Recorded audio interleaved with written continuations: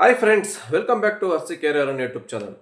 ಇವತ್ತು ಬೆಂಗಳೂರಲ್ಲಿ auto drivers ಹೇಳೋದು ಒಂದೇ ಮಾತು: ಬೈಕ್ ಟ್ಯಾಕ್ಸಿ ಓಡಿಸಿದ್ರೆ ಯಾರು ಕಸ್ಟಮರ್ ಬೈಕ್ ಟ್ಯಾಕ್ಸಿ ಹೋಗಬೇಡಿ, ಬೈಕ್ ಟ್ಯಾಕ್ಸಿ ಸೇಫ್ ಇಲ್ಲ. ಇದ್ರಾಗ ಏನಾದ್ರು ಇನ್ ಕೇಸ್ ಆಕ್ಸಿಡೆಂಟ್ ಆದರೆ ಇನ್ಸೂರೆನ್ಸ್ ಕ್ಲೈಮ್ ಆಗಲ್ಲ. ಇದರಲ್ಲಿ ಪದೇ ಪದೇ ಆಕ್ಸಿಡೆಂಟ್ಗಳು ಜಾಸ್ತಿ ಆಗ್ತಾ ಇರ್ತವೆ. ಟೋಟಲಿ ಹೇಳ್ಬೇಕಂದ್ರೆ ಬೈಕ್ ಟ್ಯಾಕ್ಸಿನೇ ಸರಿ ಇಲ್ಲ, ಬೈಕೇ ಸರಿ ಇಲ್ಲ, ಯಾರು ಹೋಗಬೇಡಿ ಅಂತ ಹೇಳ್ತಾರೆ. ಆಟೋ ಎಷ್ಟರ ಮಟ್ಟಿಗೆ ಸೇಫ್ ಇದೆ? ಇವತ್ತೊಂದು ವಿಡಿಯೋ ಕೂಡ ನೋಡಿದೆ. ಪೆಟ್ರೋಲ್ ಬಂಕಲ್ಲಿ CNG ತುಂಬಿಸ್ತಾ ಇರ್ತಾರೆ, ಸಡನ್ ಅಂತ ಆಟೋನೇ ಬ್ಲಾಸ್ಟ್ ಆಗೋಯ್ತು, ಪೀಸ್ ಆಗೋಯ್ತು ಆಟೋ. ಇನ್ ಕೇಸ್ ಏನೋ ಸಣ್ಣ ಪುಟ್ಟ ಏಟ್ಗಳು ಆತು ಅಲ್ಲಿ ಇರೋರಿಗೆಲ್ಲವ ಪಜ್ಜಾವಾದರು. ಆ ವಿಡಿಯೋ ಕೂಡ ಪ್ಲೇ ಮಾಡ್ತೀನಿ, ನೋಡ್ಕೊಂಬನ್ನಿ, ಹಂಗೆ ಇದ್ರ ಬಗ್ಗೆ ಮಾತಾಡೋಣ ಆಮೇಲೆ.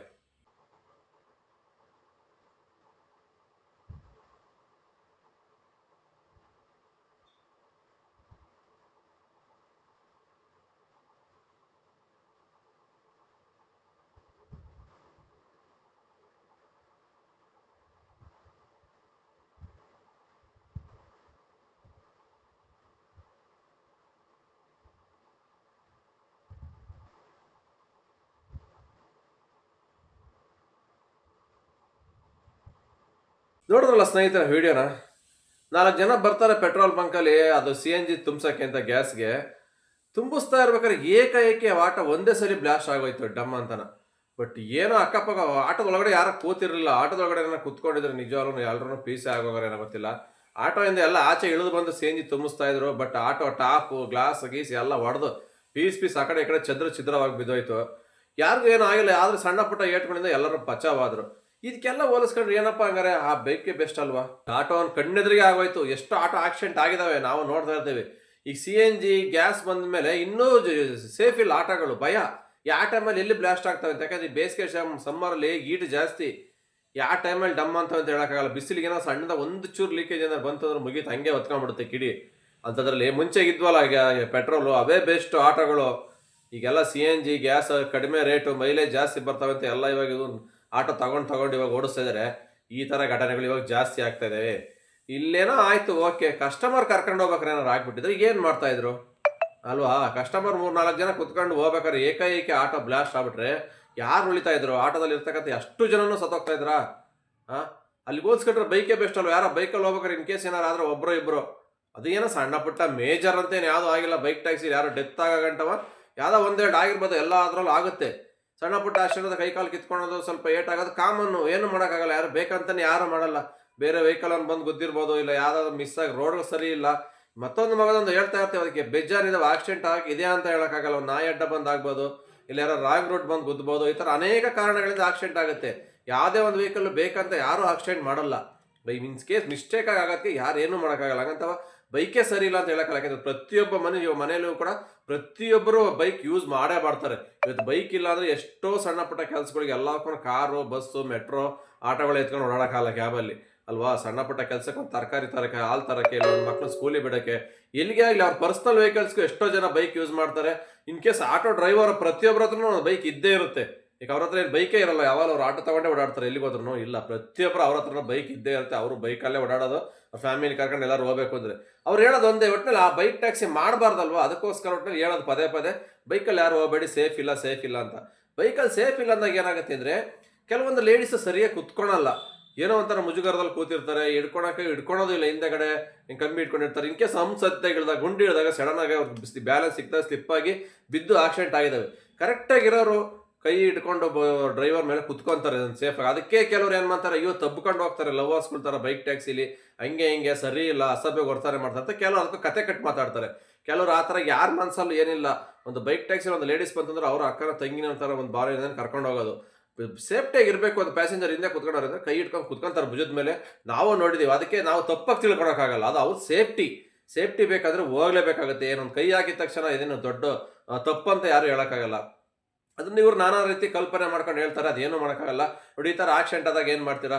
ಇವಾಗ ಆಟೋನು ಸೇಫ್ ಇಲ್ಲಪ್ಪ, ನಾವು ಇದನ್ನು ಹೇಳ್ತಾ ಇದೀವಪ್ಪ. ಇವಾಗ ನಾವು ಹೇಳ್ಬೋದಲ್ಲ, ಆಟೋದಲ್ಲಿ ಯಾರು ಹೋಗಬೇಡಿ ಸರ್, ಯಾವ ಬ್ಲಾಸ್ಟ್ ಆಗ್ತಾವೋ, CNG ಗ್ಯಾಸ್ ಗೊತ್ತಿಲ್ಲ, ಈ ಸಮ್ಮರ್ ಟೈಮ್ ಬೇರೆ, ಮೊದಲೇ ಒಂಚೂರು ಏನಾದ್ರು ಲೀಕ್ ಆಯ್ತು ಅಂದ್ರೆ ಮುಗಿತು, ಆಟೋನೇ ಡಮ್ ಅಂದ್ಬಿಡ್ತಾವೆ, ಸತ್ತೋಗ್ಬಿಡ್ತಾವೆ ಅಂತ ಹೇಳ್ಬೋದಲ್ವಾ?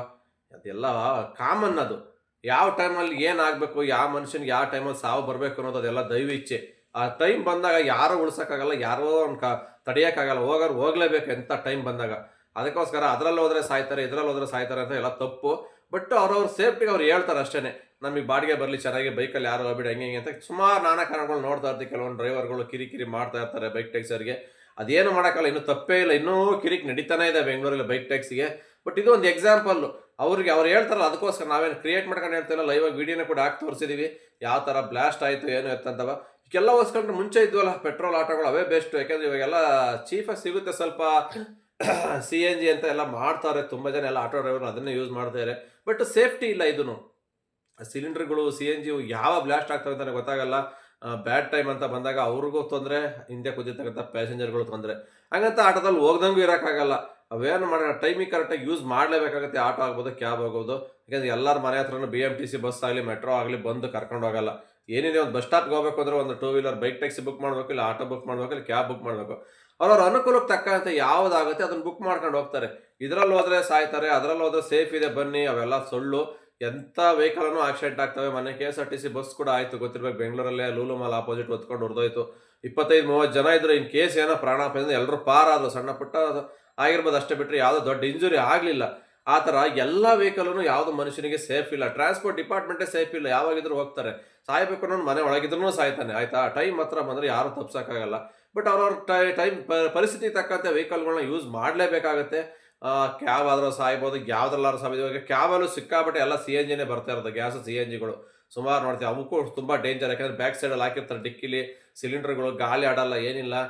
ಹೀಟಾಗಿ ಬಿಸಿಲು ಗೊತ್ತು, ಸಮ್ಮರ್ ಇವಾಗ ಸಿಕ್ಕಾಬಟ್ಟೆ 40 ಡಿಗ್ರಿ ಇದೆ ಬೆಂಗಳೂರಲ್ಲಿ. ಈ ಬಿಸಿಲಿಗೆ ಯಾವಾಗ ಯಾವ ವೆಹಿಕಲ್ ಬ್ಲಾಸ್ಟ್ ಆಗ್ತವೆ ಅಂತಲೇ ಹೇಳೋಕ್ಕಾಗಲ್ಲ, ಗ್ಯಾಸ್ CNG. ಹಂಗಾಗಿ ಇವತ್ತಿನ ಕಾಲದಲ್ಲಿ ಎಲ್ಲ ಯಾವ ವೆಹಿಕಲ್ ಓಡಾಡೋಕ್ಕೆ ಭಯ ಆಗ್ತಿದೆ. ಇವಾಗ CNG ಆಗಿರ್ಬೋದು, ಗ್ಯಾಸ್ ಆಗಿರ್ಬೋದು, ವೆಹಿಕಲಲ್ಲಿ ಓಡಾಡೋಕ್ಕೆ ಭಯ ಇವಾಗ ಜನಗಳಿಗೆ. ಯಾವ ಟೈಮಲ್ಲಿ ಏನಾಗುತ್ತಲ್ಲಪ್ಪ ಅಂತ. ಪೆಟ್ರೋಲ್ ಗಾಡಿಗಳು ಆಗ್ಬಿಟ್ರೆ ಏನು ಟೆನ್ಷನ್ ಇಲ್ಲ, ಏನೋ ನೀಟಾಗಿ ಒಳಗಡೆ ಟ್ಯಾಂಕಲ್ಲಿ ಬಂದೋಬಸ್ತಾಗಿರುತ್ತೆ. ಏಕಾಏಕಿ ಯಾವುದು ಬ್ಲಾಸ್ಟ್ ಆಗಲ್ಲ. ಫಸ್ಟ್ ಸಣ್ಣದಾಗ ಕಿಡಿ ಹೊತ್ಕೊಳುತ್ತೆ, ಕಿಡಿ ಹೊತ್ಕೊಂಡ್ಮೇಲೆ ಏನಿದ್ರು ತಪ್ಪಿಸ್ಕೊಂಡು ಆಚೆ ಬರ್ಬೋದು, ಪೆಟ್ರೋಲ್ ಲೀಕೇಜ್ ಆಗಿ ಹೊತ್ಕೊಂಡ್ರು. ಬಟ್ ಏಕಾಏಕಿ ಗ್ಯಾಸ್ CNG ಥರ ಬ್ಲಾಸ್ಟ್ ಆಗಲ್ಲ ಯಾವುದೇ ಒಂದು ವೆಹಿಕಲ್ನು. ಹಂಗಾಗಿ ಇವಾಗ ಬಂದಿರತಕ್ಕಂಥ ವೆಹಿಕಲ್ಗಳು ಸುಮಾರು ಟೆಕ್ನಾಲಜಿ ಇಂಪ್ರೂವ್ ಆಯಿತು. ಬಟ್ ಇವಾಗಿರೋ ಸಿಚುವೇಶನ್ ನೋಡಿದ್ರೆ ಭಯನೇ ಇವಂಥ ವೆಹಿಕಲ್ಗಳು ಹೋಗೋಕ್ಕೆ. ಯಾವ ಟೈಮಲ್ಲಿ ಏನಾಗುತ್ತೆ ಮನುಷ್ಯನ ಜೀವಕ್ಕೆ ವಾರಂಟಿ ಇಲ್ಲ, ಆ ಥರ ಆಗೋಗ್ಬಿಟ್ಟಿದೆ. ಈ ಆಕ್ಸಿಡೆಂಟ್ಗಳು ಆಗೋದು ನೋಡ್ಬೋದು, ಬ್ಲಾಸ್ಟ್ ಆಗೋವು, ಇವೆಲ್ಲವ. ಸೇಫ್ಟಿ ಇಲ್ಲ ಒಟ್ಟಾರೆ ರೋಡಲ್ಲಿ ಹೇಳ್ಬೇಕಂದ್ರೆ. ಟ್ರಾನ್ಸ್ಪೋರ್ಟ್ ಡಿಪಾರ್ಟ್ಮೆಂಟ್ ಯಾವುದೂ ಸೇಫ್ಟಿ ಇಲ್ಲ. ಸ್ವಂತ ವೆಹಿಕಲ್ ಇದ್ದು ಅವರೇ ಒಂದು ಸೇಫ್ಟಿಯಾಗಿ ಹೋದ್ರೆ ಹೋಗ್ಬೋದು. ಬಟ್ ಬೇರೆಯವ್ರು ನಾವು ಅದೇ ಥರ ಕರೆಕ್ಟಾಗಿ ಬರ್ತಾರೆ ಅಂತ ಹೆಂಗೆ ಹೇಳೋಕ್ಕಾಗತ್ತೆ ಅಲ್ವಾ. ಬೇರೆಯವ್ರು ಕರೆಕ್ಟಾಗಿ ಬರಲ್ಲ, ನಾವು ಕರೆಕ್ಟಾಗಿ ಹೋಗಿ ಇನ್ನೊಬ್ರು ಬಂದು ನಮಗೆ ಗುದ್ದಿ ಆಕ್ಸಿಡೆಂಟ್ ಆಗ್ತವೆ. ಏನೋ ಇನ್ ಕೇಸ್ ನಾಯಿ ಅಡ್ಡ ಬರ್ಬೋದು, ಯಾವುದೋ ಒಂದು ರೂಪದಲ್ಲಿ ಆಕ್ಸಿಡೆಂಟ್ ಆಗಬೇಕು ಅಂದ್ರೆ ಅದನ್ನು ಯಾರು ತಪ್ಸೋಕ್ಕಾಗಲ್ಲ, ಹಾಗೆ ಆಗುತ್ತೆ. ಇದು ನಮ್ಮ ಅನಿಸಿಕೆ. ನಿಮ್ಮ ಅನಿಸಿಕೆ ಏನಂತ ಕಮೆಂಟ್ ಬಾಕ್ಸ್ ತಿಳಿಸ್ತೀನಿ. ಇದ್ರೆ ಮತ್ತೆ ಸಿಗ್ತೀನಿ ಮುಂದಿನ ನೋಡೋದಲ್ಲಿ. ಅಲ್ಲಿವರೆಗೂ ಟೇಕ್ ಕೇರ್, ಬಾಯ್ ಬಾಯ್, ನೆಕ್ಸ್ಟ್ ಡೇ. ಜೈ ಹಿಂದ್, ಜೈ ಕರ್ನಾಟಕ ಮಾತೆ.